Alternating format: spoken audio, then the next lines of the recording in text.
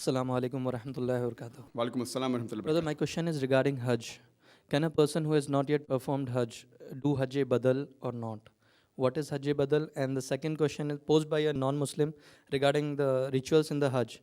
When we throw stones, what is the relevance of that? And does in any way shaitan get affected by those stones or not? I mean, this was one of the thing, and in that act there are lots of people who die.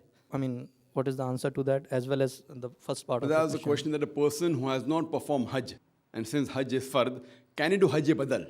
First question. The second question is that when we stone the Jamaraat, does the Satan, does the devil get hurt, and don't people get killed? So what's the reason? As far as the first question is concerned, that can a person who has not done Hajj do Hajj Badal? No, he cannot do. Hajj Badal means doing Hajj on behalf of somebody else. Maybe the person is alive, he may be sick, he physically cannot perform all the rituals of Hajj. So surely he can say that here I'm giving you money. Just because I'm physically not fit, I'm asking somebody else to go. As far as the second part of the question is concerned, that when we stone the Jamaraat, does the devil get hurt? See, here we have to realize that when we stone the Jamaraat, it is not that physically we are causing a damage to the Satan. It is symbolic. That means we are against the devil. That is there, and we know that the devil always strives to take us on the wrong path. So when we are stoning the Jamaraat, we are actually symbolically agreeing that we are against the devil and we want to fight against him because he is an avowed enemy to us. As far as the last part is concerned, that while stoning the Jamaraat, many people die, etc. That's the reason the government is making facilities. The government is giving more facilities where people can stone and yet there may not be a stampede, etc. But if you analyze, brother, previously when people used to go for Hajj, maybe 50 years back, 100 years back, 200 years back, more people used to die as compared to today. Today, about 2.5 million perform Hajj every year, on average. 2.5 million people perform Hajj every year. Previously, it was less than 1 million. If you go back more, it was less than 100,000 people. Yet, when we went for Hajj, suppose living in India, we had to go by ship. It used to take months to do Hajj. Now, you can go for Hajj and come back even in 6 days' time. Minimum even less than that. On average, they take 2 weeks to 3 weeks, so that they want to go to Medina, etc., and stay in Makkah for a longer period. But the minimum requirement can be done in a few days.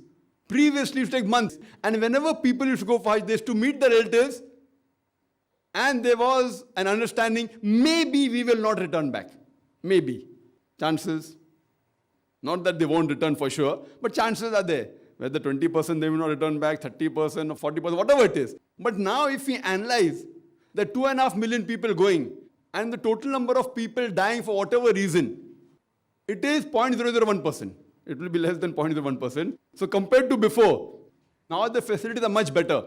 As far as the toilets are there, mashallah, it is very hygienic compared to before. But now, we don't want even a single person to die. So if any one person also dies for any reason because of overcrowding or stoning the Jamaraat, the government of Saudi Arabia is trying its best to curtail it down. And when non-Muslim experts, when they hear about the facility that the government is giving, they say it is impossible.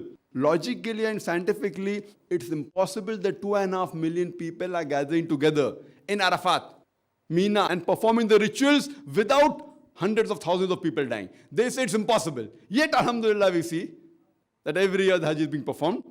There have been occasions where there was some fire took place and few hundred people expired. There was a tunnel that caved in. But yet, if we see the percentage, it is very negligible.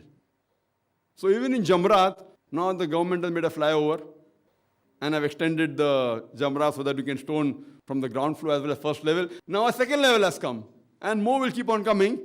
So they're trying the level best and see to it that people come and do what is required in the religion without being hurt.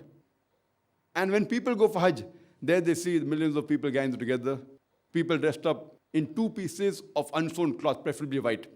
There we see the real brotherhood.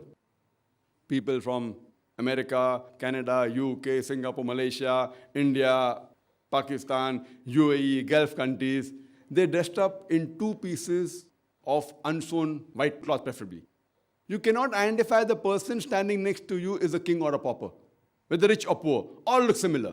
So here we get the universal brotherhood and practically demonstrate. So we perform Hajj because it's one of the pillars of Islam. It's a further commandment of Allah and His Rasul. Hope that answers the question.